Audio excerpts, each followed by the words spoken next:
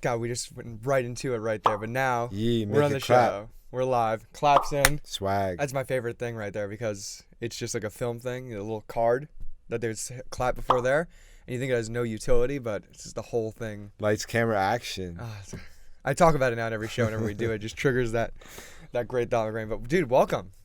Thank you for having me, dog. Yeah, no, it's a pleasure to be on the cool side of town, coming from whack ass corporate Santa Monica where I live. Is it corporate? I mean, I feel like maybe Santa Monica and Venice are that different, but I feel like when I'm out there, I go to Venice, it's just Venice so is laid corporate back. as shit. Everyone who lives there now are they're all Facebookers and Googlers. Really? Yeah. Well, it's the nickname out there is Silicon Beach, right? Silicon Beach, yeah. So where we are, we're further up north, and it's known as Crypto Beach. Okay. Like even more gentrified. Like downtown Santa Monica is known as Crypto Beach. There's that much crypto out there now. A lot of the dapps are there. Yeah, well, so Brock used to have his office there, Brock Pierce. Founder our or he's the investor. CEO of EOS.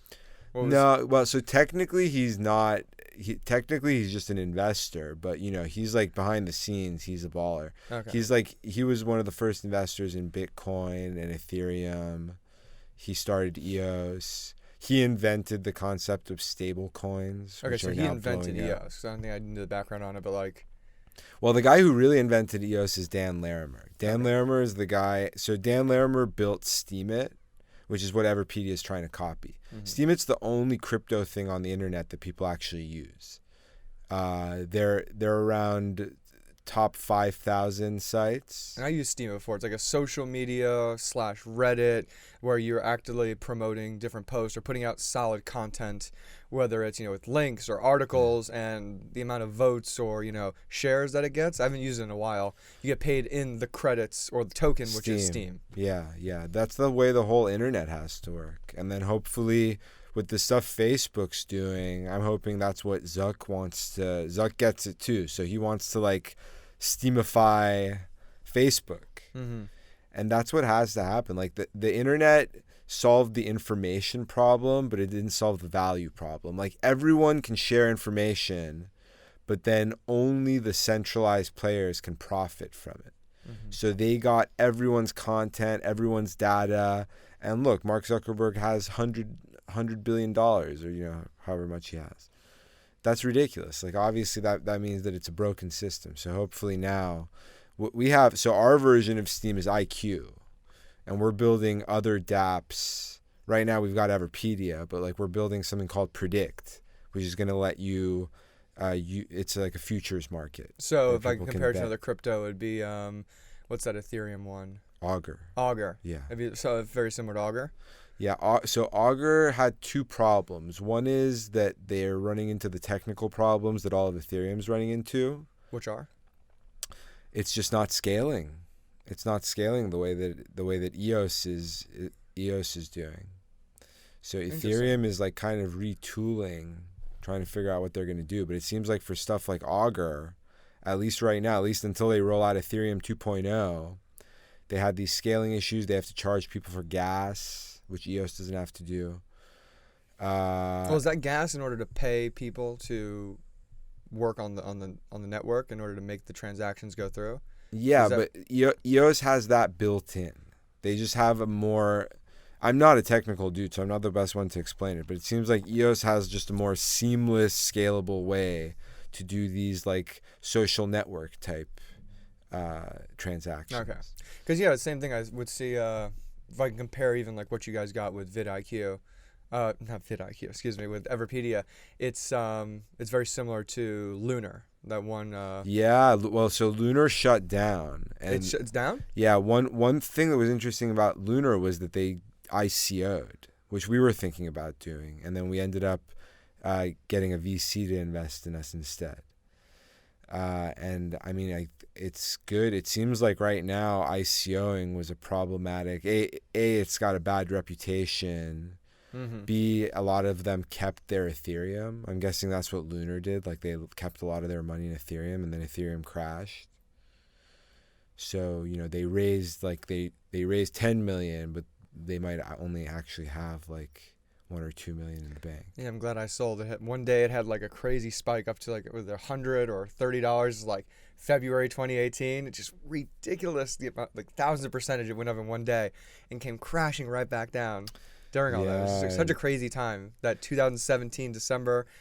And then it wasn't even the rise, I would think. The crash was like the most interesting thing about. Yeah, I've been in on this stuff since 2013, and I was a really early investor in Ethereum, but I've never sold a token. So with the whole roller coaster ride, it was very sad for me, but I'm a believer. I'm a long-term holder. Right now with Ethereum, I've been thinking about maybe selling a little bit of my Ethereum just because, like I'm saying, stuff's not working out. But I still believe. I believe in Ethereum too. What I think is going to happen is that EOS is going to do all the social network stuff, and Ethereum is going to have better relationships with finance, like fintech stuff that needs more security. Like EOS is gonna be for scalability, and Ethereum is gonna be for security. Okay.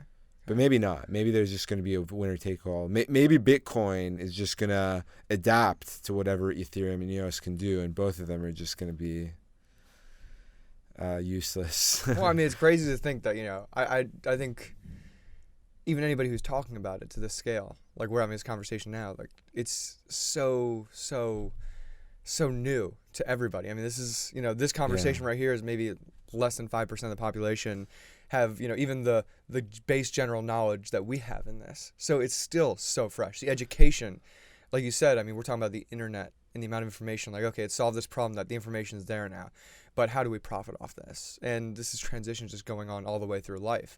Like, how do we find value in all these things? And, well, hey, you can't find value there. Your value is in 40 hours a week doing something for a boss and manager who's not doing the work. You're doing the work for him. So how do we almost re-inspire and re-fire people up to believe in, like, hey, you have something unique, whether it's a story or whether it's a skill you have, and there's some way to market that. And you have this internet, which is like a 5 billion person market, to connect with people around the world. Yeah, so what's going to happen, I think, is the crypto economy. And with the crypto economy, everyone's going to be able to work. There's going to be zero unemployment, and teenagers are going to be able to work. That's something that's very problematic, but on the internet, it makes it a lot easier. Teenagers are a huge part of, I know for a fact, that's who does a lot of good work on Genius, on Quora, on these knowledge sites, Wikipedia. So I think they're going to fix it. But a lot of people who are into crypto right now are into speculating and doing these BS investments, or they're into dApps that no one's even using. So I'm not I'm very bullish, but I don't a lot of people in the crew. I think that the thing I'm working on is the only thing that actually makes sense. So Steemit blew up, respect to them, but then Dan Larimer left, and it seems like they're not going to be able to scale. That's why he built EOS. Unless they can retool. In tech, everyone can always retool. Facebook retooled and copied Snapchat, and now they're crushing Snapchat. So you can always redo your stuff in tech. But for now, it seems like Steemit is on the way down. And then we're basically trying to build the scalable Steemit. And those are the only two things that actually have users. The only two dApps, there's gambling dApps, which are just commodities. They're not interesting. But the only two dApps that have a social network and governance and all the stuff that's eventually going to take over everyone, it's us and Steemit. And then we've raised a lot of money. We have this brilliant guy who's leading us, building all these other dApps. So I think we're going to be able to do it. Yeah, it's interesting. You have, how many companies, things you've worked for? I didn't think the person who connected us, Allie, I didn't even know you worked for her. And this whole other Allie, who's our mutual friend, she started Spylight, which was going to tell you what people wore on TV shows, which I think is a brilliant idea. There's another app that's doing that now. I actually have a friend who's doing that through content creation and selling products. So when you watch that thing, you can click on the dress or something, or you see in a TV show, or people creating content for that app or that network, and then you can click on the things on the clothes that they're wearing, and then directly into wherever you're gonna buy that at. It's brilliant. I'm all about integrated advertising. Like Mhm. I've always been a huge fan of ads. One thing that crypto people want, like the way that Everipedia is built right now, is that there's never going to be ads. We're going to be funded through inflation, which is how Steam it was. How is it funded through inflation? Just printing more and more IQ. Okay. It sounds crazy to me too. I think so. Our founder actually got into a discussion with Vitalik, the head of Ethereum, and Vitalik was saying that we should run ads on Everipedia. That's what Lunar was going to do before they went belly up. Have you met Vitalik? I've never met him in person, but I'm a big fan. I invested in Ethereum like pretty much right when it came out, and one of the reasons was I really got into him. I'm very into the whole image of like young Russian ingenue. It seems like he's a chess wizard or something. Yeah. So. Well, it's interesting. Also, I think he's very handsome, and I love his unicorn sweaters. Oh yeah, the rainbow unicorn sweaters. Yeah, he's great. And it's interesting, just like what is he, like 20, 21 right now, or 22? He's a young man. He started all of this by applying for a job at Coinbase and getting rejected, which I think is funny. That was his first foray into crypto. Mm-hmm. I bet they wish they hired him now, but maybe not. Like, it's obviously what he did. Smart contracts, they're his idea. Like, even if someone else ends up copying his idea, like, he's the one who made the huge leap. So he's obviously a brilliant guy. Yeah, you talked about value and decentralization, and what is different with blockchain, and what is different with adding blockchain into all these things? That why is it giving people more value? Why is it showing people that there is more value in what they're doing? The two things that you need to be able to own that right now on the internet you don't own, Mark Zuckerberg or Google owns. One is your data, and the other one is your content. So if you're consuming the internet, they owe you. You should get ownership of that. And if you're producing on the internet, they also owe you. So we're more on the producer side. Like that's Everipedia, it's just the biggest no-brainer. So the weird thing about Wikipedia is not even for profit. Wikipedia it is a non-profit organization because it was started in like the murky early days of the internet before a lot of people thought the internet was just going to be like a governmental non-profit thing. They didn't know that there was going to be like Facebook. And how old is Wikipedia? 2004. Okay. Yeah, so I thought you said early internet. I'm talking like 84 or something when you said it was founded. But I think it was before. It was before they. And part of it is because like I don't think that my big quibble. I mean, the founder of Wikipedia works with us now, but I think he would agree with me that one big problem with Wikipedia is that the guys who started it are not technical. Jimmy Wales and Larry Sanger, he's an executive at Everipedia now. They're not technical. They're just like philosophical dudes.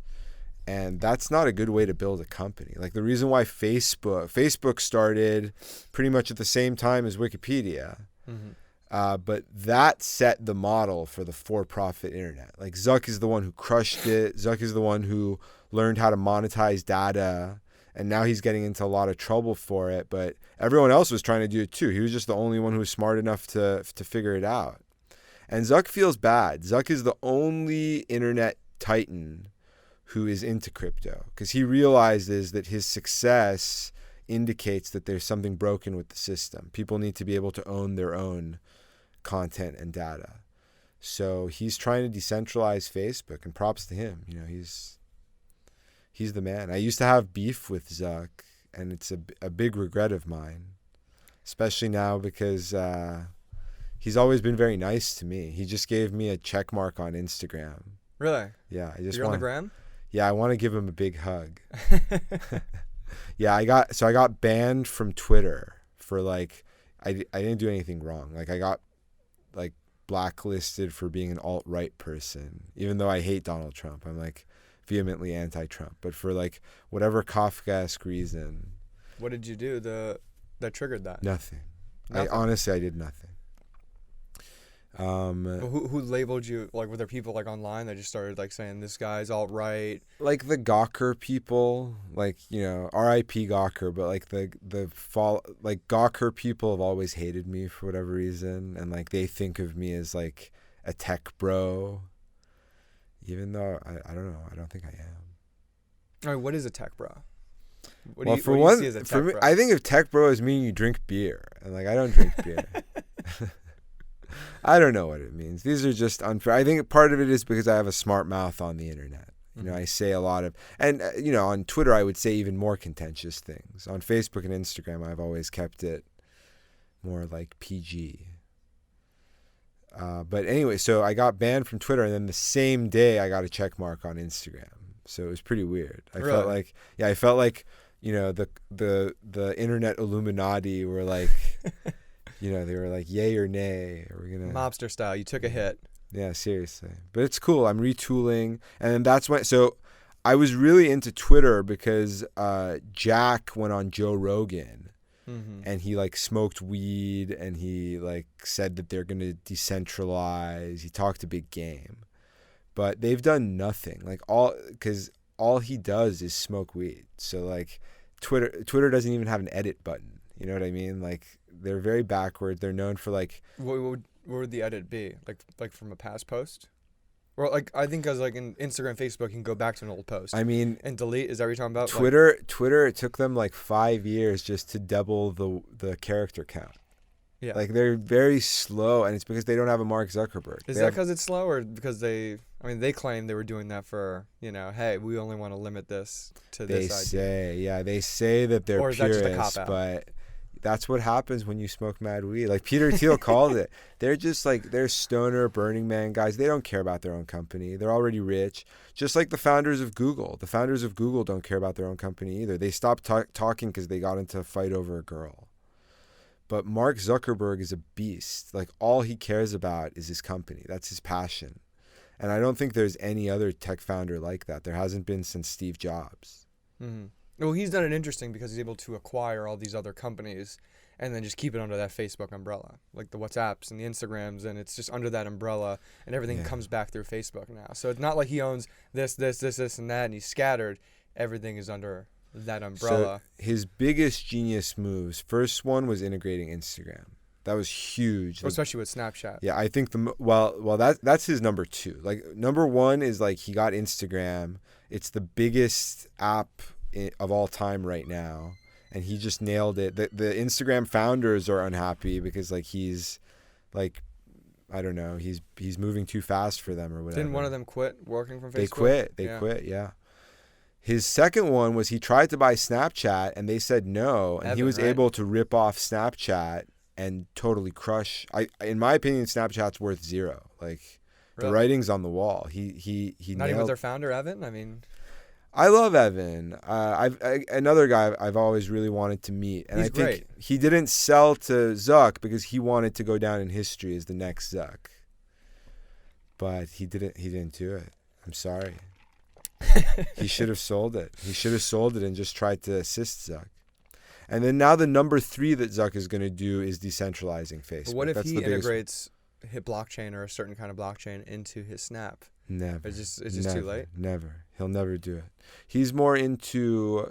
He's an LA guy, so I think he wants to have Snapchat connected with Hollywood. I don't use Snapchat, but I'm being told that like the reason it's not that like people aren't using it for the DM function anymore. Like Instagram stole that, but there's still a lot of content on Snapchat. Like there's people creating content on Snapchat. A lot of branded content as well. I know people that marketed like exclusively with Coca-Cola to be making full-on stories in that 24-hour cycle geared towards the ads in their everyday life. So it's like a moving ad commercial, but it's someone's just regular story. They curate it so well. It might not be over, but it's the movement. So Snapchat came out. Everyone's like, look, this is the better Facebook.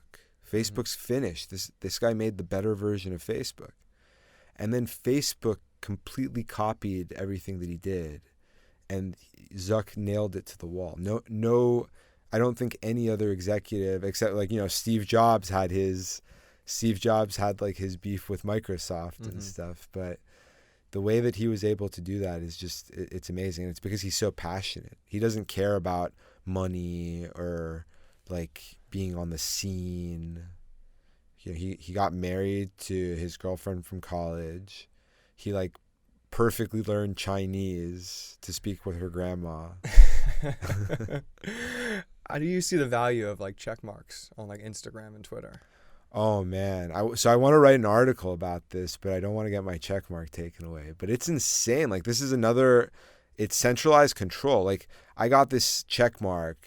For me, it's like, sorry to sound like a petty, you know, I'm a loser. You know what I care about these internet things. No, I think a lot of people do. I like video games, and this is like an accomplishment in a video game. I think when people hit that 10,000, they see like, oh, I'm substance to society now, you know? I mean something now. And then your next point is the check mark, and that's when you've retired. Props for Zuck. You know, so Zuck gave me this check mark, I think, because he's trying to move into crypto, and he knows that even though I'm notorious in Silicon Valley, I'm popular in crypto.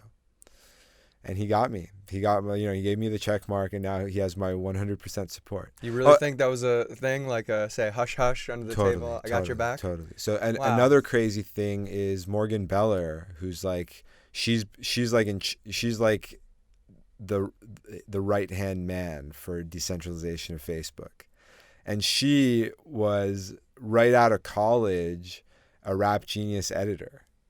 Because I think she was interning or she was an early employee at Andreessen Horowitz, and she was really involved in Rap Genius. So, also I think Balaji is a big part of who's like speaking to Zuck about decentralization, and Balaji's the guy who got me onto Bitcoin in the first place. He told me to buy Bitcoin in 2013. He wanted me to connect him with Nas, to ask Nas to create a diss rap about Gawker. Yeah, everybody seems to hate Gawker, whether it's in tech or celebrity-wise. Well, so Balaji's like best friends with Peter Thiel, and this is before Peter Thiel had done like the Hulk Hogan thing and destroyed Gawker. So he wanted a Nas diss track. So we went to lunch together. He asked me about the Nas diss track. I'm like, I'll talk to Nas. But then he was like, by the way, buy Bitcoin. Any money you have that you can do without, buy Bitcoin right now. And in 2013, we're talking about like what, between $400-$700 at that time, or? Well, so the first time I ever bought Bitcoin was when it peaked. It went all the way up to $1,000, and then it crashed to $180, and I felt like a giant idiot. I was like, well, but I hadn't bought that much, and then at 180, I was too scared to buy. I was like, this is finished. But then it started going back up again. It went to like 300, and I'm like, all right, I got to buy some more. So I bought some there, and like I just kept buying them, like 500, 600. Yeah, the earliest I got in was at 1,000. And in 2013? No, 2017. Oh, yeah. Early 2017. Yeah. The good times. Those were, but then it was too much of a hype cycle. Now there's like the miniature boom that's happening, and it seems like it's based more on fundamentals. The biggest fundamental, like I'm talking about, is the Facebook decentralization. Mm-hmm. No, I know, let's call her ex-girlfriend who works for Consensus, and she comes from background not in blockchain at all, but more in the design space.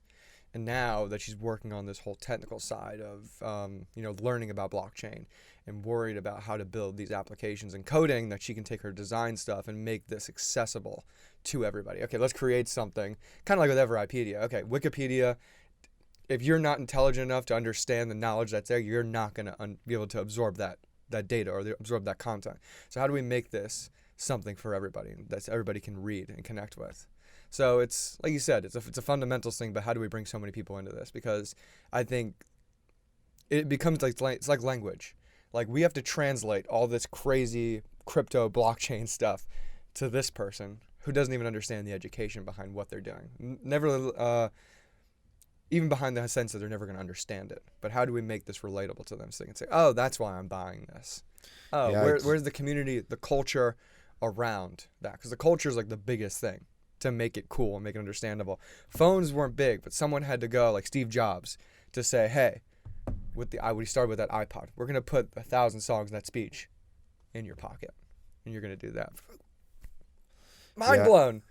Well, the big thing about Zuck's move is, aside from decentralizing Facebook, which is huge, it's also the Calibra wallet, basically giving every Facebook user a crypto wallet, and he's not going to make it exclusive. You can hold any crypto in your Calibra wallet. So that is his real Steve Jobs iPhone move with crypto. Yeah, I think it's just a publicity stunt. Recently they went to Congress, not putting down Zuck on this one, and I think he won't even go in front of Congress anymore, so he sends somebody else. Or when Zuck talks, it's just, I think no one can relate or understand, or he just got, not even that he's got so much of his own stuff going on that like. Yeah, so with the 2016 stuff, the one thing I remember is he sat on a booster seat. Do you remember that? No, there were pictures of, he had like a booster seat to make him look taller. Where was this? And when he was testifying to Congress. No. Yeah. But everyone made fun of him, and everyone was like talking about how sweaty he gets and stuff. But it seems like it worked. Like, Facebook has been booming since then. So well, he like gets the job done. With Congress, it's just like, hey, you're trying to get this crypto thing, because it was about the Libra wallet and integrating this and decentralizing it. All these banks or, just government, they really just can't keep up with all this stuff. We'll call them technologies. And these technologies are 18th, 19th century institutions. And they're created and they're great and the things they did for society. But, the internet and now what crypto's building on top of that internet, it just moves so much faster. It's almost like those things are just going to be like, hey, we just can't trust you anymore. You're just not reliable. Like the consumer, which is the people, are going to be like, hey, we're going to just go with this over here because we don't need you. It's not even going to be like, hey, you're not integrating this fast enough. It's just like, you're out of business. Yeah, J.P. Morgan tried to do a coin. Goldman Sachs tried to do a coin. You don't hear about it. They've all adopted blockchain. I mean, to start being used. They want no legit blockchain guy is going to go work for them because they're going to try to destroy them. And you can't even this is Revenge of the Nerds, huh? Exactly. Well, no, but that's a metonym of it's Revenge of the Nerds, because who do banks hire? Banks would always hire like these alpha bros. I graduated college in 2004. Back then, like, tech didn't really exist. That was pre-Facebook. Everyone's dream was to work for Goldman Sachs, and I would have taken a job at Goldman Sachs in a heartbeat. The only reason I didn't apply is because I felt like I was too beta. So I ended up like studying abroad and going to law school.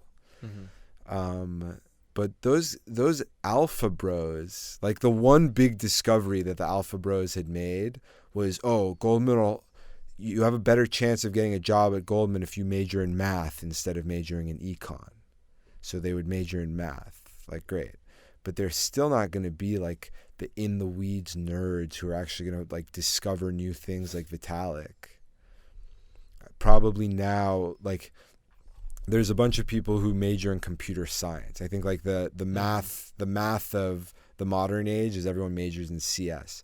But the CS guys still, they're not like my guys who like build apps that millions of people use. They're not like Mark Zuckerberg. So I think there's going to be a huge shift. Hopefully, like, this is going to be a huge downfall of alpha bros, and nerds like me can start that, because Zuck kind of started it. Zuck was the first time that this nerd started a company, and then they were like, all right, son, you have to step aside and let some alpha bro be the CEO, just like the Google guys did. And he was like, no, I'm going to be the CEO. Seem to brand yourself more as a nerd than a bro. But like everybody I don't on the code. internet would call you a bro. Yeah, well, so I don't you get, like, code. labeled as a bro a lot. Well, whether it's tech bro or this kind of bro. Well, but that's my stigma too. Like, some people think of me as king of the incels, and they think of me as giving the incels hope. But I am trying to give the incels hope, but I'm trying to like get them out of their incel ways. Like, I have all these nerds, including a lot of nerds who know how to code, who look up to me. And I'm always trying to be a positive influence. Like when my nerd audience tells me like, "Oh, I hate women. Why don't women get me?" I try to be like, "Yo, like, this misogyny is not going to take you anywhere. You should have respect. You should just like try to make friends with women." So I'm trying to always preach positive things, but that's my following. But then to like excoriate me because these people look up to me. Yeah, it's interesting. I forgot where I heard this one, but the amount of like, I think aggression is it, but just like sexual angst has fueled so much innovation in men throughout the ages. Like just, hey, or the idea that I want to go out and I want to be able to attract this woman and do these things. I'm going to go off and build all these different things. And I'm going to create all these different things in order to get the attention of a woman. And it's, you know, the incel thing is interesting because it's these guys, it's usually all men. There's some women who claim to be incels, but they're just so out of touch. You know, again, with like, oh, hey, I have a nice car. I dress nicely. Why won't you talk to me? Why won't you give me attention? And, you know, it is hard because you just don't have a place in society for this many people. Like, how do you say that now? And how do you say, hey, this is someone who feels this way and just doesn't know how to relate to people? And they have this place in the internet where it's literally a whole different reality that you can build a persona and a whole other persona of who you are in this world. And then a whole different way you can build yourself in this world with Bitmojis and all these things. I mean, it's a weird time. It's still very, very new and fresh. So one of my favorite movies is The Social Network, and it's interesting the liberties, like the one. I mean, aside from the business stuff, one big liberty that the movie takes with the truth is it makes it from the first scene is Zuck getting dumped by a girl. And it makes it seem like he started Facebook out of spite because this girl dumped him. Actually, that's not true. Actually, like Zuck was always dating his college girlfriend who he ended up getting married to. So that kind of downplays. It seems like... So he was never dating that girl, or he ended up meeting his girlfriend after? Or? No, it's all fake. No, he was always just with the same girl. Really? Yeah, he's not a horny guy. Yeah, that's why. Yeah, a lot of people think being a horny guy is going to motivate you, but it seems like in a lot of ways that just creates a lot of distraction. Well, even with like Revenge of the Nerds movie in the '80s, like these are just these horny little guys it's horny guys who are just like, you know, trying to get the attention and doing the only things they can go about doing attention, which is like creating different things that people don't understand yet. Yeah, I mean, you know, I'm like. For me, I consider myself a very sexual dude. I write a lot of sexual content on Twitter. That's probably what got me into trouble. Like what? Would you?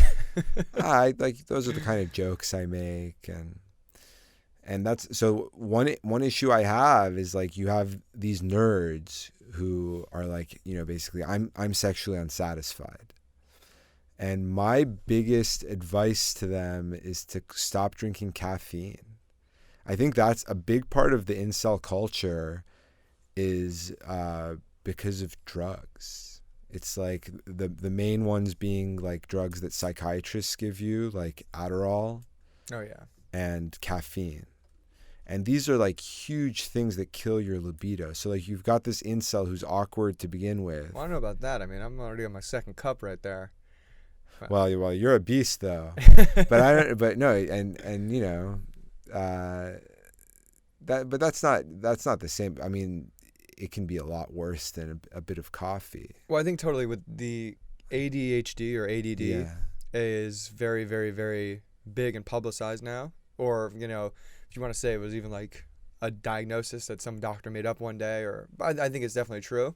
And the idea is that by enhancing someone's heart rate, you actually create or inhibit more focus. So with whether it's Ritalin or Adderall or even caffeine, because I would say I'm the type of person that has ADHD, and instead of like going down, the more faster I go, the more focused I can get and the more I can clue in. I haven't targeted that yet, and that's also something I went on a date with a girl and said maybe you take Adderall because that's how you reverse engineer it by increasing the heart rate to focus more. So it's one of those other prescriptions in the United States that just gets churned out way too much for people who may or may not need it. And said maybe they just need some good exercise. Maybe just need to break down, take a 10-minute push-up break, and I just think drugs all have. Whenever you get high from something, you crash, and a lot of times the crash can be even worse than the high. There's always going to be a low. So if you're taking something daily for medication, it can turn into a Dr. Jekyll, Mr. Hyde situation. So that's my that's my take on incel culture. I'm trying to a lot of what I preach to these incels is not just social stuff, but it's chemical stuff. Not just to not take these drugs, but like you were saying, to do cardio, not eat sugar, eat a lot of protein. Mm-hmm. What about fat? Fat for sure. Yeah, nuts. That's what I'm trying to take care of our nerds. Like that's what I've done. I've done such a good job with the guys I started companies with. Both of the CEOs of my 2 companies were fat when we started. And now the first one's still kind of fat, but the second one is like shredded 8-pack. I actually got mad at him because he posted topless photos on Instagram, and I said that makes us look unprofessional. So I have a question. So incels, they follow you. Yeah. And some of them you say look They up. loved me. Yeah. I was gonna say look up. So they love you, and you make these comments about even make fun of the Elliot Roger guy at the Santa Barbara University shooting, and that kind of like triggers to lead towards your firing at Genius, or was formerly Rap Genius. Yeah, so I wasn't making fun of him. The Elliot Roger thing really struck a chord with me because he's from my neighborhood. Like so much of Where are you from? the Valley. Okay, you're originally from Southern He grew up all over. Like he went to Crespi for a while and to Taft, which like, my niece and nephew go to those schools. And he would always hang out at the Calabasas Commons. And I remembered when I was in high school, like I was in my incel phase, we would go to the Calabasas Commons, and there were all of these impossibly beautiful white girls. And I felt like such a minority. I felt like the immigrant Persian, and no one wants to talk to me. So it resonated. And I did think that his writing was very beautiful. Mm-hmm. But then again, like, I think I read Mein Kampf for a history class in college, and I thought Hitler's writing was beautiful. Obviously, I don't think Hitler is a good guy. But I think the trouble I made, that's what kind of like his manifesto was what started all of this incel stuff. And by celebrating his writing, kind of became known as like someone who's celebrating the incel. Mm-hmm. But I was just trying to celebrate his good parts. Like I stayed up all night reading his manifesto, and I started writing the annotations that got me into trouble. And the main thing, like, I had trouble sleeping that night. And the main thing I kept thinking was I could have helped this guy. Like if this guy, because he wanted to be a Hollywood writer, and he had talked about how he had written a screenplay and his mom wanted to show it to some people. And then he went on Reddit. Reddit is like, that's another poisonous, toxic site. Yeah. And everyone he went in the screenwriting forum and read it, and everyone's like, I tried to write a screenplay 10 years ago, and I'm still living in my parents' house. I never got anywhere. So that kind of killed his. And I was like, if this guy would have written for Rap Genius, we could have gotten him hooked up, we could have gotten him into a good university. So, but yeah. I'm cringing just knowing of being attacked on the internet before. You think you make something, a great post in a group that you're in, on the same kind of artist or band or musician you like, and then that group just like comes after you, and you're just like, well, I thought this was a place where we all like this artist right here, and why is everybody coming after me?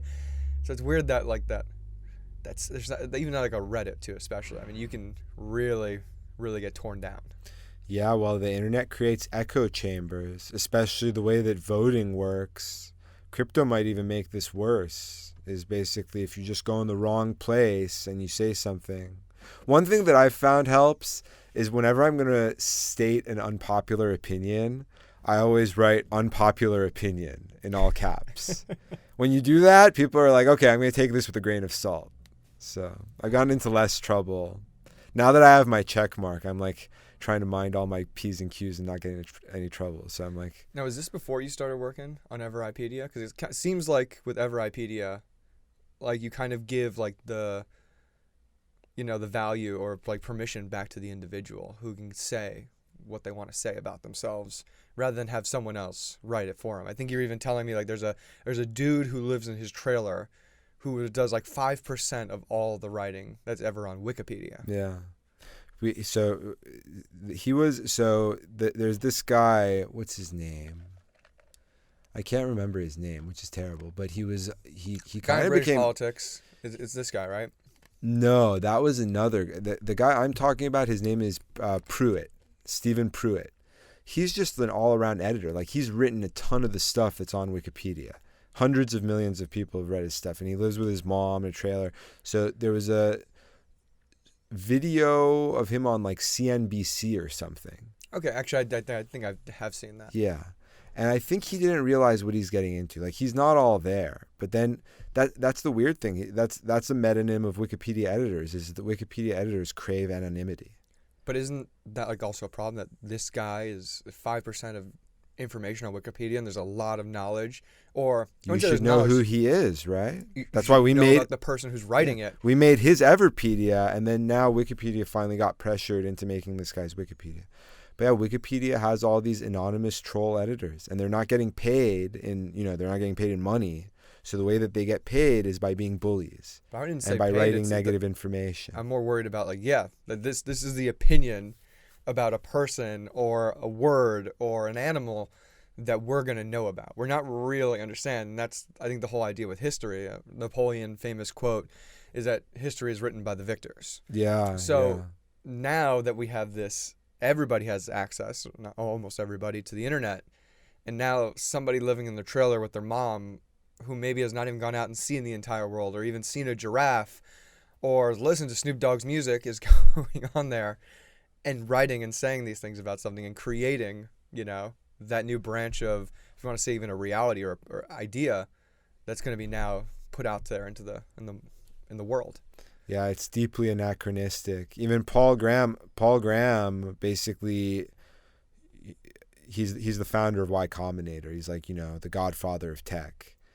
And he wanted Everipedia. He wrote an essay called Request for Startups.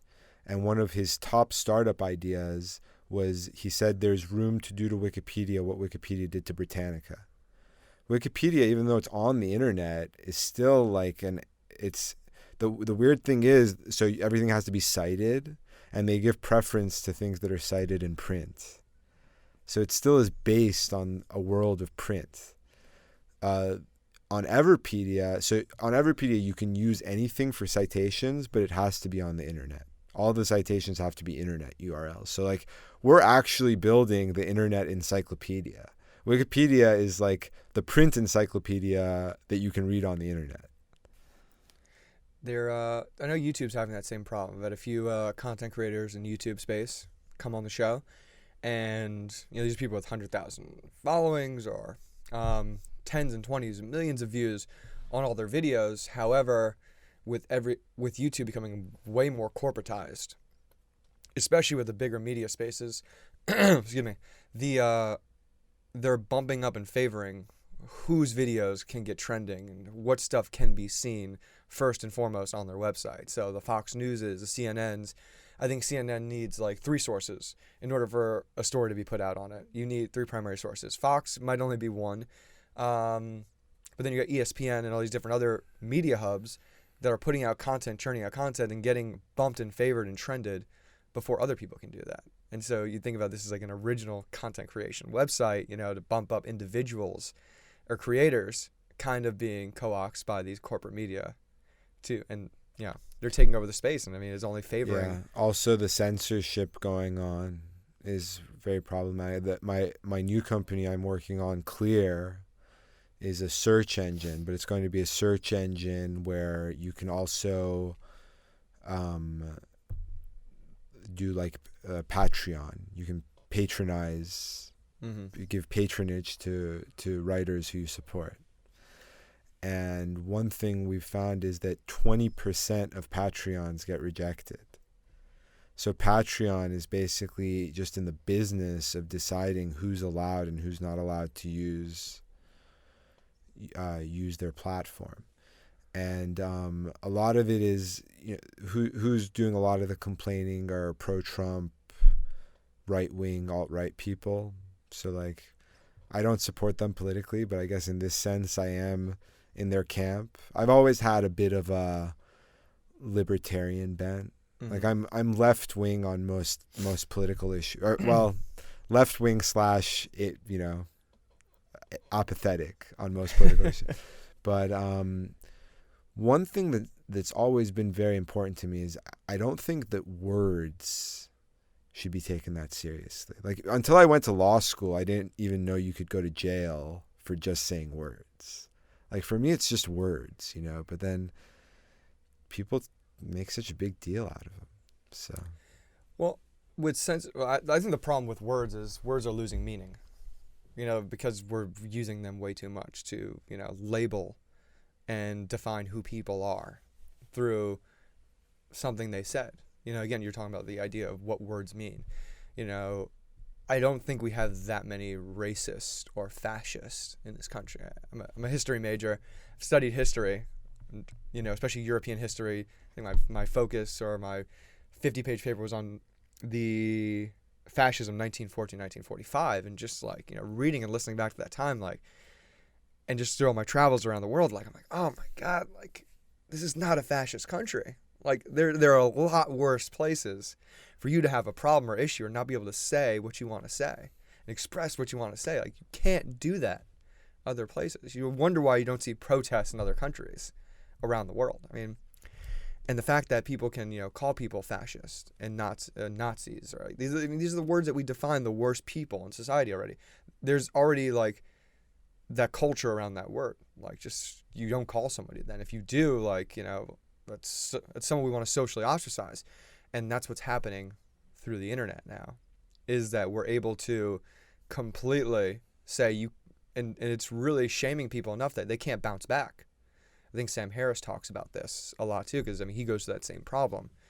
He's considered a far-right, fascist, racist for just talking deep and political or philosophical talk. You know, again, it's like projecting a question or ideas out there can label you as one of the people we look at as the worst person in society.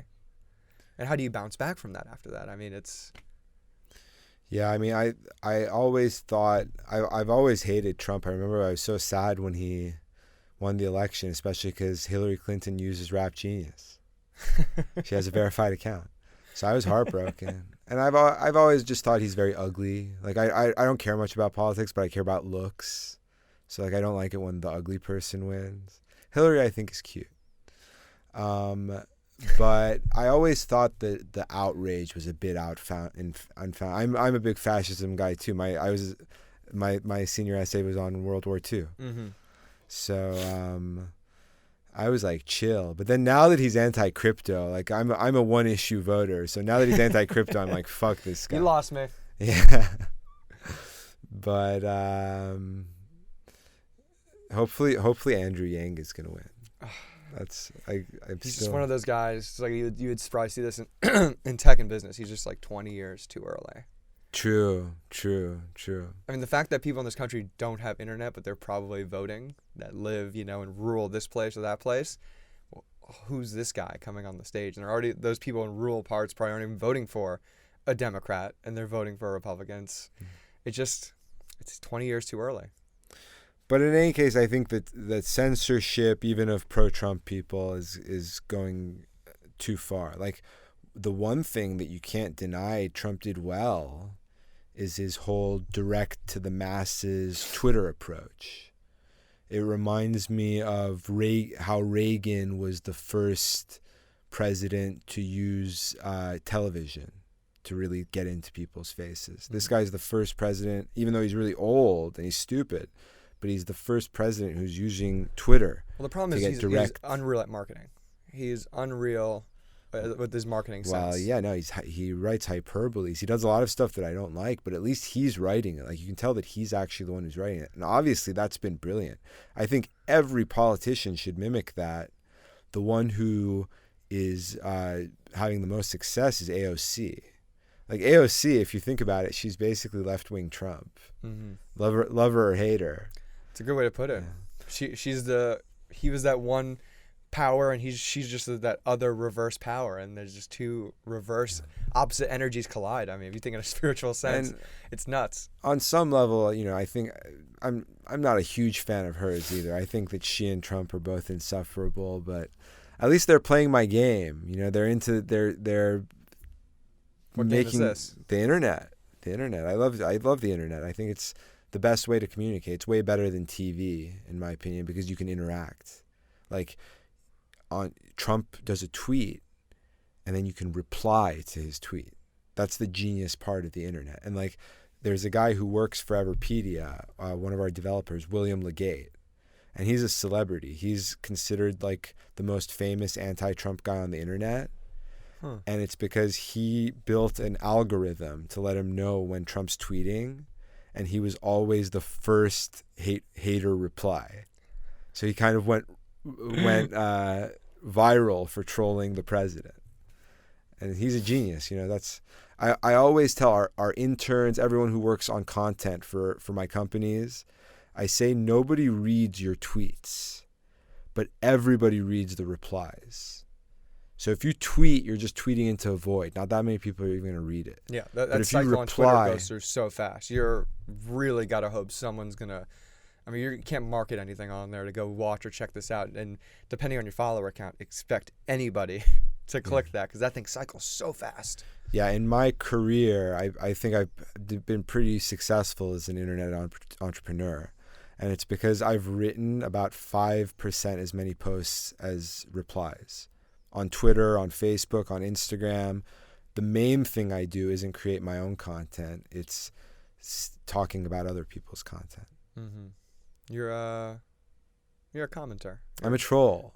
But I try to be a positive troll. Like, I'm not always a hateful troll. A lot of times I'm just showing love. Maybe you're just an engineer of chaos, because that's how I see myself. Yeah, a thug community manager.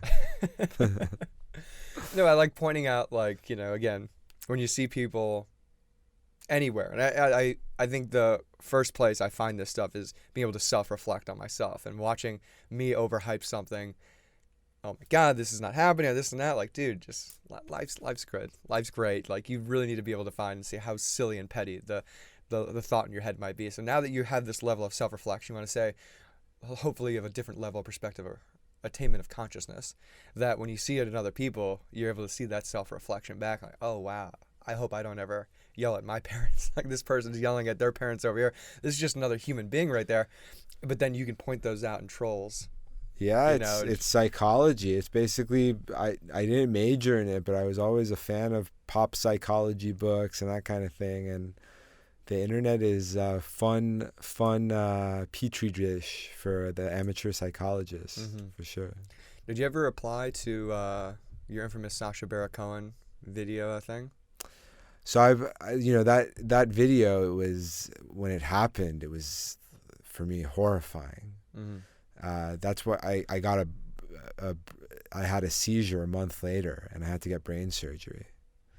Wow. But I've realized it's my fault. Like, first of all, he was just doing a pretty good prank. Like, people got out of control, but I thought it was playful. I always really liked it when he did the Harvard commencement as Ali G. So I felt kind of betrayed that, like, I was a fan and then he messed. But he didn't really make me do anything that bad. What really bothered me was that he made me, like, put on a bikini and do this sexual stuff, which as a Persian really shamed me. But I think that has more to do with what's fucked up about Persian culture. Like, my family, one thing that really broke my heart is my family refused to watch it with me. I was like, hey, so are you guys down? We could just all watch it together on Shabbat? And they're like, no, I cannot sully myself with seeing this. And I felt like I'm in Palestine or something. I just felt very limited by my backwards immigrant culture. All right, so you're a Persian Jew? I am. I'm Shabbat Shalom. Thanks, man. Yeah, I'm Sabbath day. Sabbath day, and we're using technology. It's all good. It's all good. I love all religions. I have mad respect for, like, Sam, who runs Everipedia, is Muslim, but he's 1/16 Jewish. So he's got the lucky drop. Yeah, I mean, that was back to the Ali G thing, or what was Sacha Baron Cohen thing. I mean, how did they find you and all that? I mean, how did you? Yeah, they must have been casting a pretty wide net. So, like, if anyone asked me to interview, like, you invited me here, I was like, hell yeah, can I come right now? Yeah. and they sent me a limo. Well, I They think sent me said like you a were doing baller Playboy, Escalade a limo. Playboy interview they were doing, or you? No, they told me it's for an Italian billionaire. Okay. So anything weird, I was like, whatever. They're Italian, they're weird, and I 100% believed it. Like people thought I knew that I mean, they. you got a press release and a media kit. Like, I mean, what did they send over to you to say like, hey, we got this interview for this Italian billionaire? I mean, I don't know, man. If we were living at UCLA at the time, and also at that time, Everipedia had raised about $200,000, so we were like desperate for money just to pay for going to Ralph's. Then when they aired it, we had raised $30 million, and things looked a lot different. But then again, they didn't even mention Everipedia. They like touted me as the founder of Rap Genius, even though I left the company 5 years ago. mm-hmm. So I guess I kind of left my indelible mark. But the two things I'm very happy about, first of all, I wore my coolest colored pants on the show. They were bright green, and it's because they told me the guy's Italian. So I'm like, I have to wear my most Italian The green and shoes, red shorts. my most Italian pants. And the other thing I like about it is they gave me an award. And for a while when I was like angry, I was going to throw away the award, but I still have it sitting on my table. And they misspelled my name on the award, which is like, I don't know if it was on purpose or on, like, if it was on purpose, that's like a monster troll. Yeah. I mean, so walk me through going on, because like, was there because that other camera that was in there, that one that caught everything, I mean, was it hidden, or was there a big like steady camera like sitting There back were a there? bunch of cameras, and like, you know, obviously I felt like when I was in my outrage mode, they were trying to like get me to do the stuff they wanted me to do, but I still did it. They were basically telling me to dance. I'll dance however, and they told me to dance like I'm black, so I started dancing the way that I dance when I'm in clubs. It's honestly, that for me, that's what dancing black means. It's just how I dance. And also one person who's not on the show is that there was the billionaire Gio's girlfriend.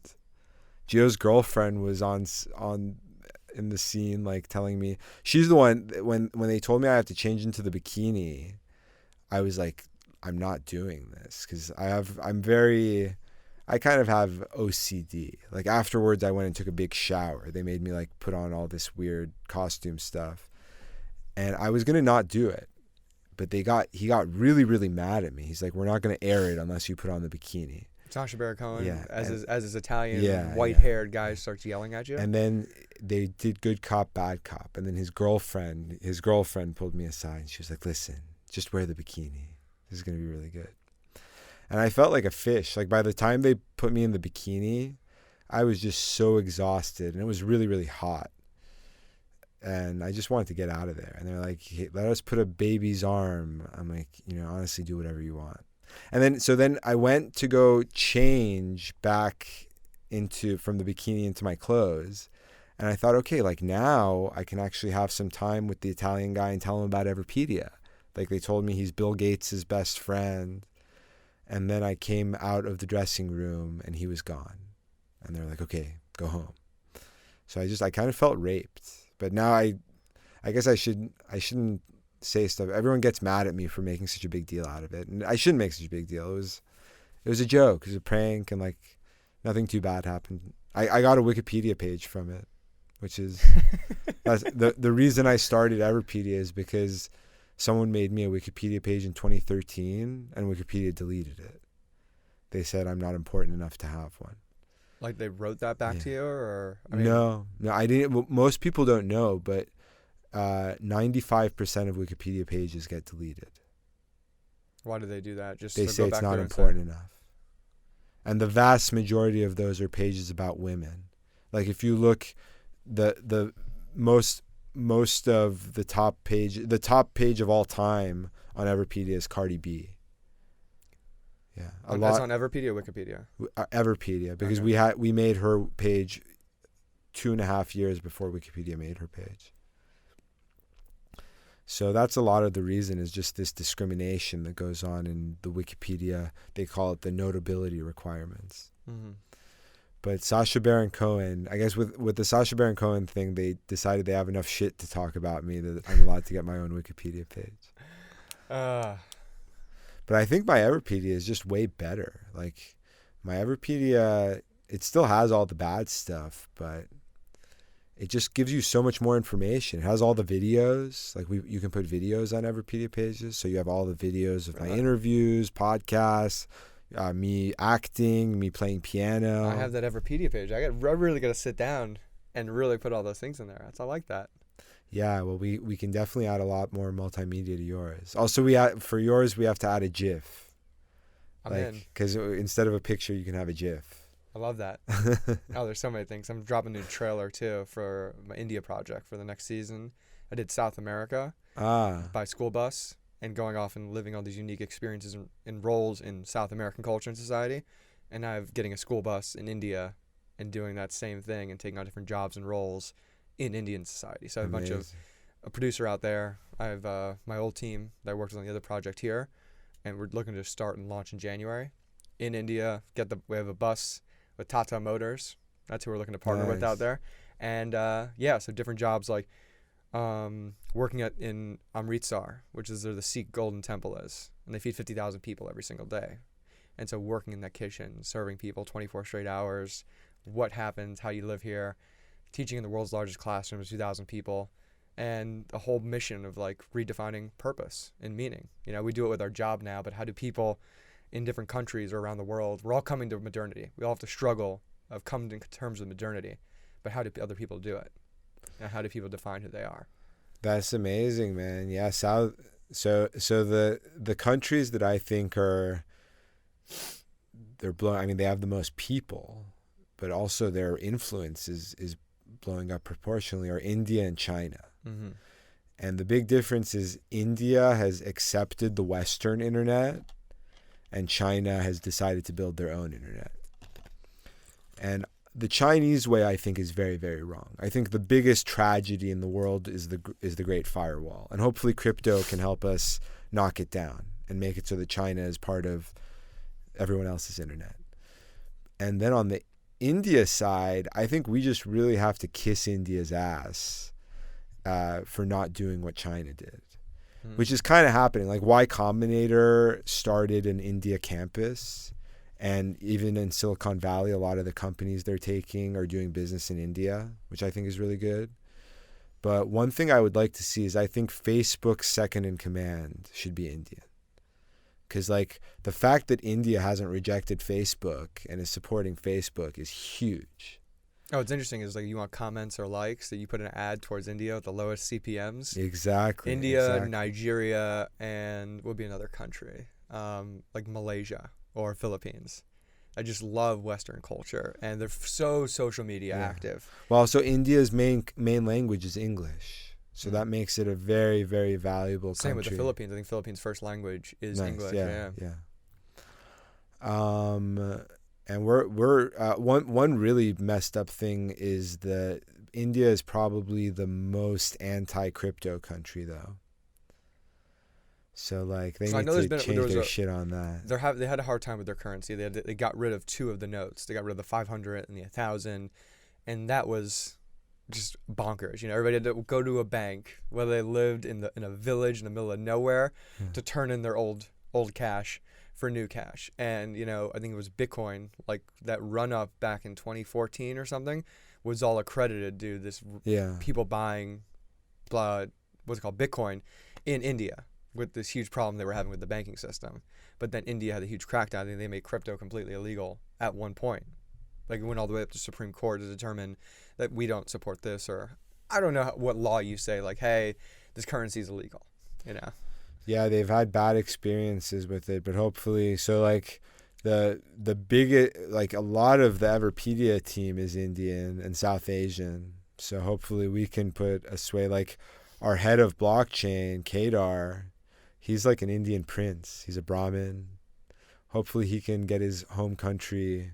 He wrote one of the best-selling dev books on Ethereum. Really? So this guy is a master. What's the name of that book? I don't know the name of his book, but shouts out to Kedar Iyer. No, I'll check He it just out. got engaged too. I read weird stuff like that. So it's like, oh, a whole development book, the best one on Ethereum. That's something I should probably understand, or try and absorb a bunch of the information that I possibly can. Kadar just got engaged, and it's funny because for me, I'm the grown up of Everipedia. I'm kind of like the Ulrich Bachman. They're all around 10 to 15 years younger than I am. Wow. So then Kadar, he's like a little kid. He's like my son, and then now he's getting married, and then I'm still single. So I'm freaking the fuck out. If you get to call yourself Erlich Bachman, so that's like if anybody who has watched Silicon Valley, I think everybody wants to be the Erlich Bachman. I mean, God, that's such a funny. Yeah, well, so the funny thing about my situation, I'm always just like the weirdo side guy of these companies, and I never get as much equity as the CEO. The CEO always obviously gets more equity than I do because he's doing all the work. But I get a little chunk of multiple companies. So eventually I'm going to be richer than any of my CEOs. It's kind of like there's a proverb, a Persian proverb about like the elderly grandfather who gives like the food to each of his grandchildren, but then takes one small portion of each of their food for himself. But then he ends up actually having more food than any of they do. Any of them. So, well, worst case, if you don't get that Indian second in command or someone running it, we can put an Everipedia thing on the bus, and we can just Everipedia all these big people in India. My dream is Facebook should buy Everipedia, and we can like basically build Facebook India, like especially like the crypto side. We can do it for them. Like Kadar and Zuck, and also Sam and Zuck need to meet. And Sam is? He's the Persian Zuck. He's the head. Zuck. Yeah, he's the head of. He's kind of like the Emperor Palpatine of Everipedia, and Kadar is his Darth Vader. And we've got Teddy, who's like he's like the Swedish model guy. More the face guy? Yeah, he's the facey one. Well, no, but that's the thing, though, is that when we started this whole thing, Sam was fat. But then now Sam is like a male model. He's the guy with the 8-pack now? Yeah, everyone's just getting too handsome. I wish these guys would just get uglier and spend more time coding. Give everybody a pitch on blockchain. People who listen to the show, we've had founders of my Ether wallet, my crypto wallet, Taylor and Kevin Monahan on the show. A bunch of people in the blockchain space in South America, people developing different AI tokens, but they really still don't know, or I don't think they see enough of a compelling case. Like we're talking about these people who work in crypto now, trying to make it accessible and not understandable for everybody. But people still think like, oh, it's something that's going to be taken in by drug dealers that they're going to use to wash money and launder money in. Or use it for terrorists. I think it's such a cheap word to use. Like, oh, it's going to be used for terrorism. Like, well, what are terrorists going to use for this that they can't use with regular money? I think if they're going to get weapons of some sort, they're going to get weapons of some sort. So what is really that compelling case that everybody say, hey, this is why you need this, and if you start adopting this now, you're not just going to make your life better, but the next generations of your life better. Well, if all money becomes crypto, I actually think it's the opposite. Eventually, there could be no black markets because everything could be traceable. So it would be impossible for terrorists to get money. But that's neither here nor there. That's not really why I'm interested in it. The reason I'm interested is what we were talking about owning your content. Because I have these community sites where people write for free, and that always rankled me. I got into big trouble at Rap Genius once for starting a program called Cash Genius, because there were these like high school and college students doing really, really good work, and all they wanted was like $100, and they didn't even want the money because they needed the money. They just wanted it for some kind of social validation. So I started something called Cash Genius where people could apply for a one-time check, and I got into big trouble. Some of the editors said that I'm discriminating. Tom got really mad at me. Then Tom told me all of his weirdo Silicon Valley philosophies about the evils of paying. There's a crazy story about the first time Kanye West tweeted, where Ron Conway took him to like the Twitter opening party. And they like basically treated him like a slave. They were like, tweet.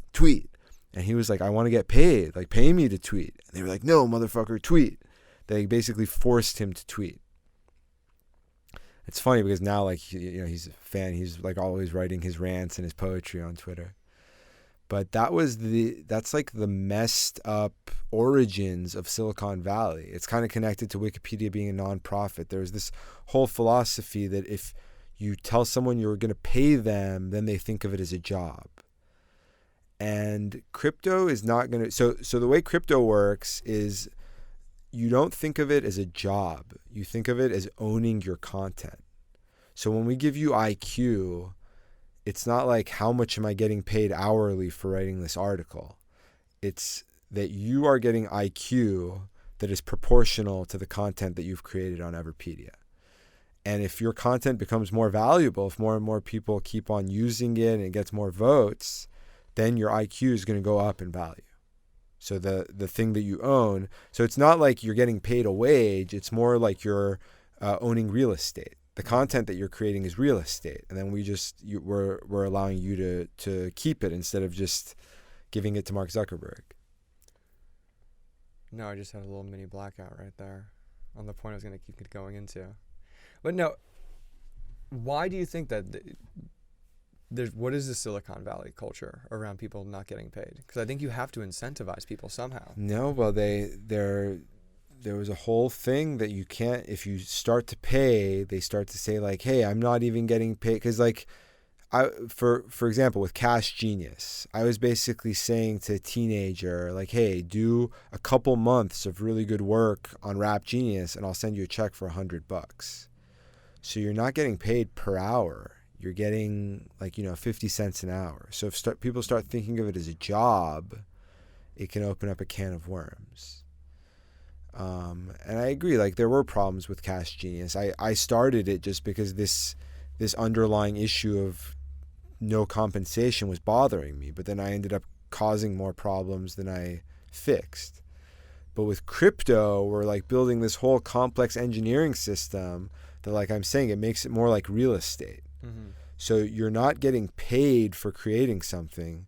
You're just getting the deed for the real estate that you've created. Anytime you write an article on the internet, it's like you've created a piece of real estate. But we're letting you keep it instead of just signing the deed over to Mark Zuckerberg. Mm-hmm. Yeah, I think that's the unique thing that crypto does, or just blockchain itself. It's just, hey, there is value in something you would never think would had value before. And I think that's the most interesting thing when you start seeing millennials get into what kind of positions, executive positions of power in these companies. You're going to see a lot more different, funding and ways of money being spent towards, other millennials or Gen Zers in, whether it's going to be a business space or whatever space it's going to be in. Like, oh, yes, creating this content is so important. There's a value in people going out and creating and inspiring and storytelling that we need more people doing this. And we're look at what happened with Genius and Google. Right now, so Genius, it was on the front page of the Wall Street Journal that we caught Google taking our lyrics by putting watermark. We did a Morse code with the apostrophes in the lyrics. Interesting. And people were like, well, you guys don't even own the lyrics. The songwriter owns the lyrics. But our community is who puts these lyrics up. No one wants to create content. Like, these guys are working hard for free creating content. And even the artists don't want to send in their own lyrics. Like, a lot of times the artists themselves won't have, like, with rappers, so many times a rapper would want to put the lyrics on Genius, but they don't have a typewritten set of the lyrics. They just have the lyrics like scrawled down on a notepad. Mm-hmm. So no one wants to create the content, and even Google, which has billions of dollars, didn't want to hire people to just sit down and write down what the rappers are saying.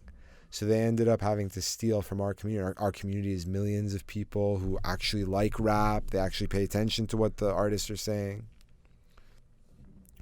No one wants to admit that this is what really matters on the internet is creating content.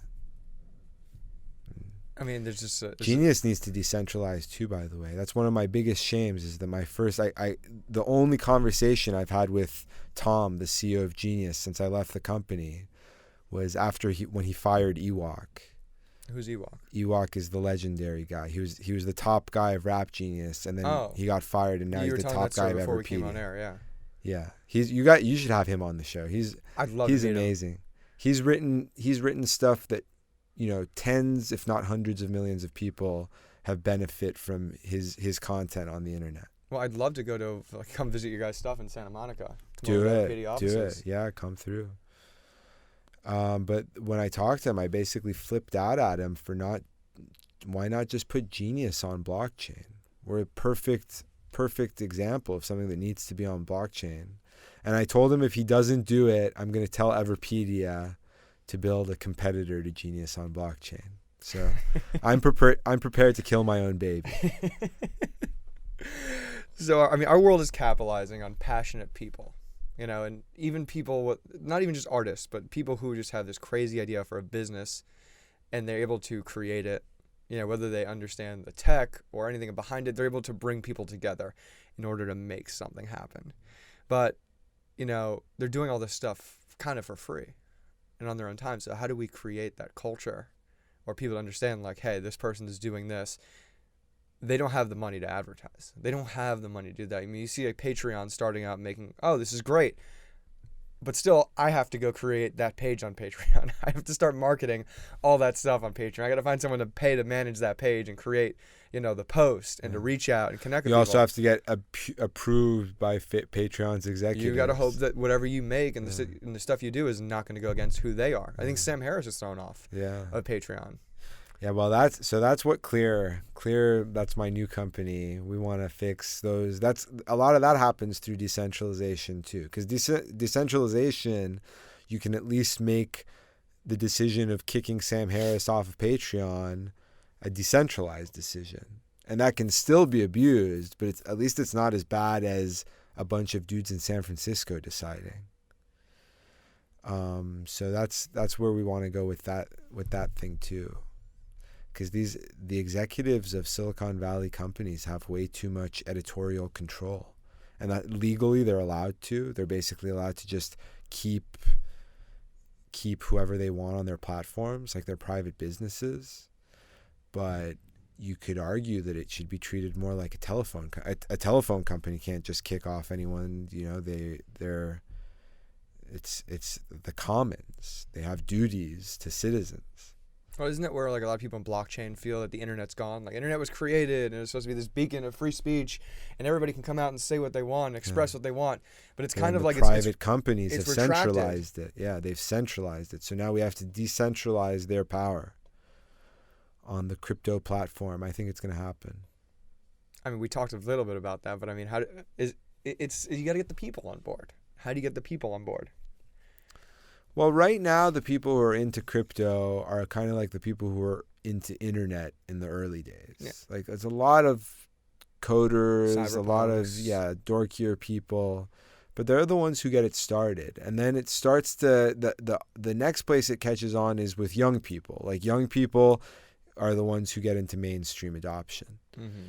And I could see crypto, there's a lot of, in my opinion, jank crypto influencer platforms, but there could be a good one like what we're trying to do with Clear, and also to some extent with Everipedia, is we're just trying to find ways for people to be able to support talent that they like. Yeah, no, that is the biggest thing, and it's interesting too, and I think it's going to backfire on these executives in San Francisco or in New York who have this mentality, like their idea of what they think is professionalism or okay content or something that can be said and permitted. Because like you said, if it's young people, especially this next generation Z that's coming up and coming into those, birthed in this internet age, there's a tablet in their hand by the time they were 2 at a restaurant. Excuse me.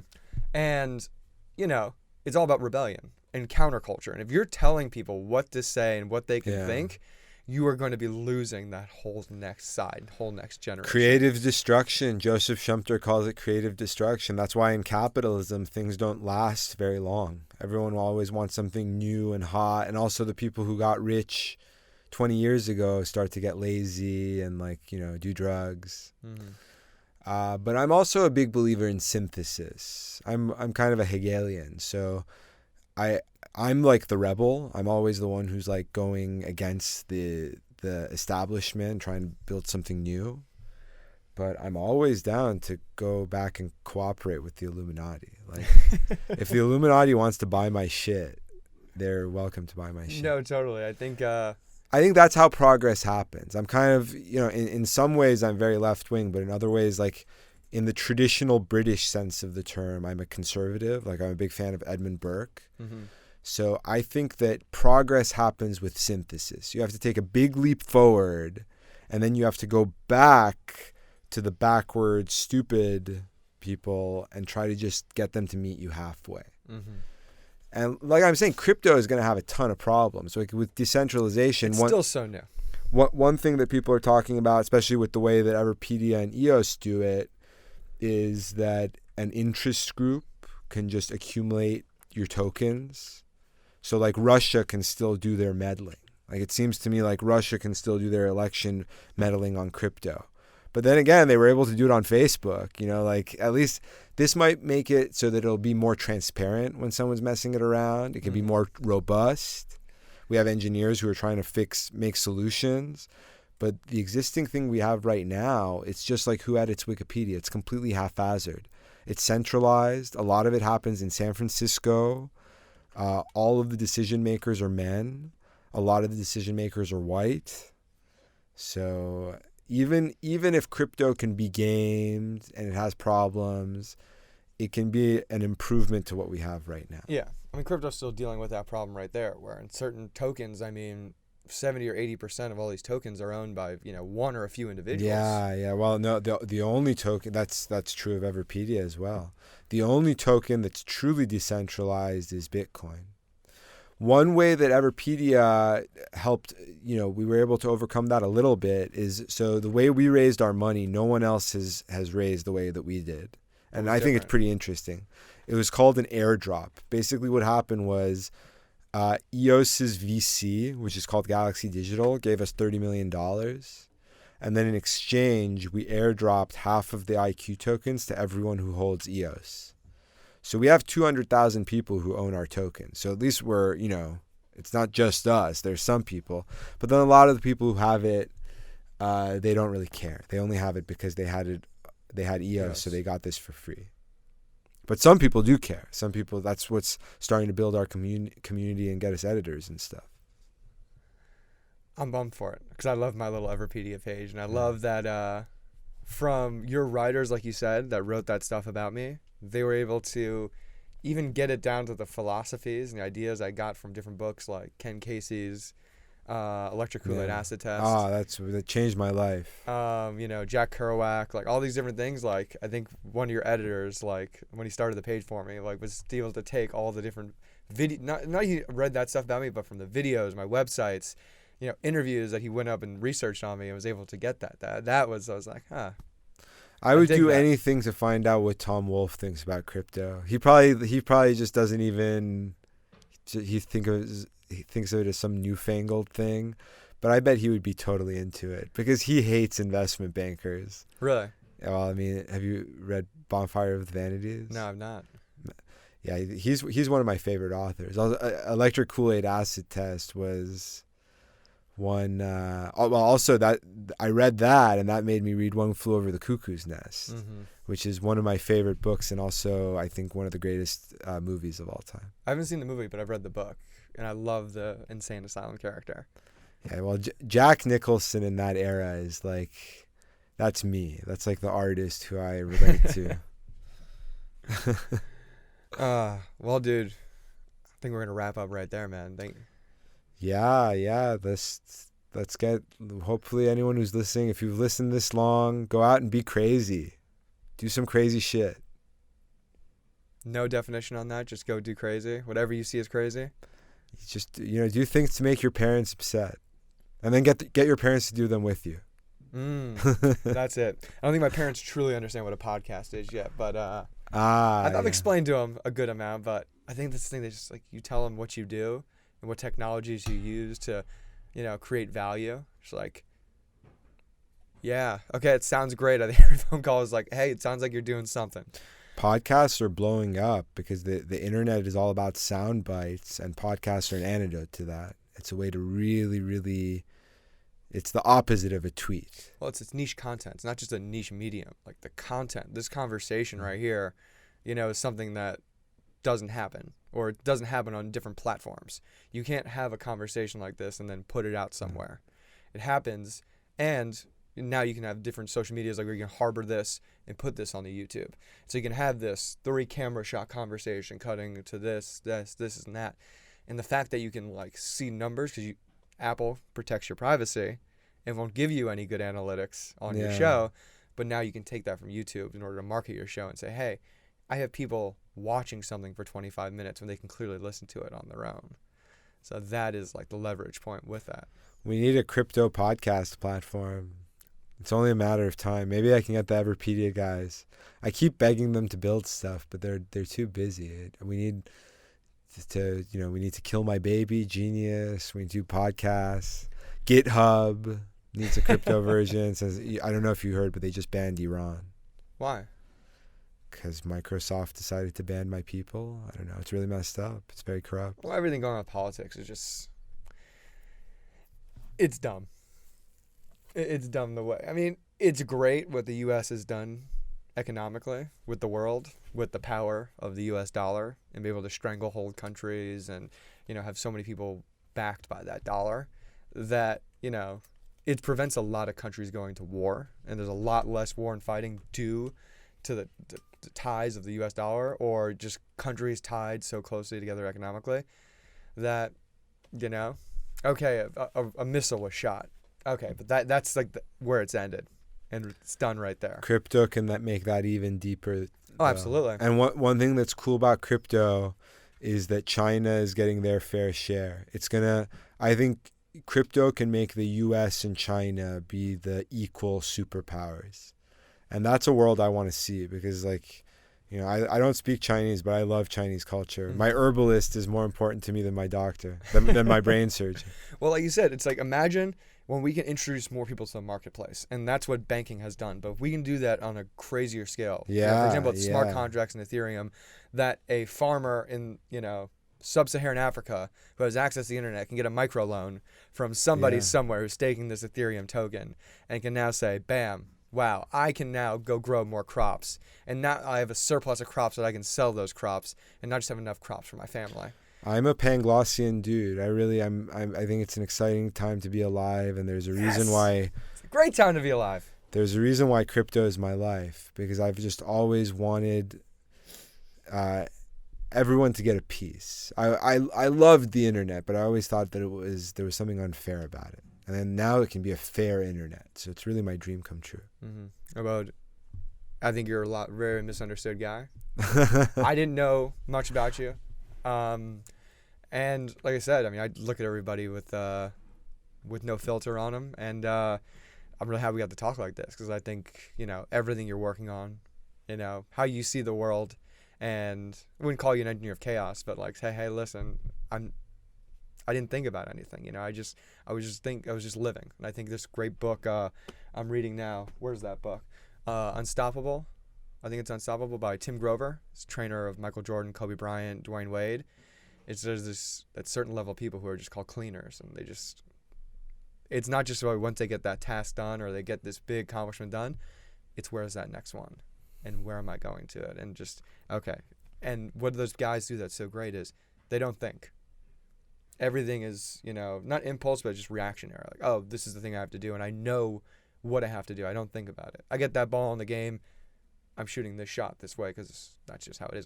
There's the confidence and the faith in yourself and what you are and what you do. So don't stop doing it and keep pushing other people because that's exactly the message I want to push on people themselves. Yeah, much love, man. Thanks so much for talking to me. I'm looking forward to making the wild Everipedia. I can make the Everipedia page as soon as I get home. Well, we are tuning out. Guys, thank you so much for tuning in. This is the video part, but I usually just throw the audio and outro together. Thanks for tuning in. Make sure you hit that subscribe button. We got to do all those CTA, call to action stuff. Like, comment, subscribe. You guys get the deal. And if you want to support this show, we have several ways to do that. Really, actually only one. There's Patreon. And go on there and support the Patreon page. Not only do we give you exclusive access to the people and the guests we've had on the show, but there's ways you can take part in all the content we're creating. We're going into cannabis farms. We're going to cocaine farms in South America. We're heading to India. If you want to be a part of all this great stuff, if you have some great intrinsic value you can provide, we're going to find a place for you. There's always a place on the bus. And big shout out to these guys right here, Wild Food Co. Big thank you to you guys for sending us this coffee, powering this show. Love all the products that you've sent thus far. All the best stuff comes from Texas. Always from Texas. That little blue part of Texas right there. Yeah. Austin. Yeah. And that's it, guys. Listen to stuff. Subscribe. Sharing always helps. Sending out ways that people can gain knowledge and perspective from this conversation. So without that, the bus is out. Cheers, everybody. Peace.